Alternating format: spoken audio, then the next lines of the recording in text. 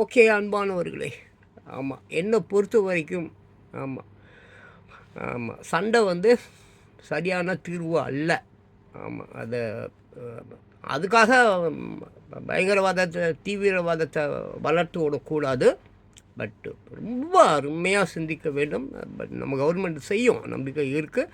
At the same time ஜனவரியிலேருந்தே ஒரே போர் போர் போர், ரொம்ப வேதனையாக இருக்குது. காசால் புல் பூண்டு கூட முளைக்காது போல இருக்குது.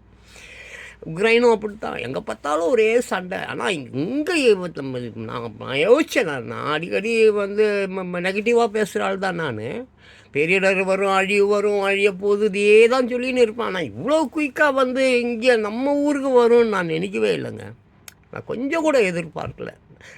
ஆமாம், அதனால் கொஞ்சம் தயவு செஞ்சு ஆமாம் பாருங்க, போர் வந்துருச்சுன்னா விலைவாசி அப்படியே கடலளவு உயர்ந்துடும். அதனால் கொஞ்சம் சேமிச்சுலாம் வைங்க.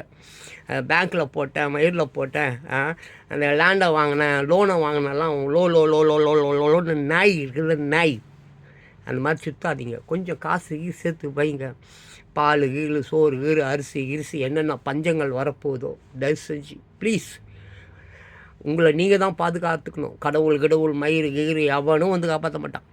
உன்னை நீ தான் பாதுகாத்து கொள்ள வேண்டும். மெயினாக உன் குழந்தைகளுக்காக.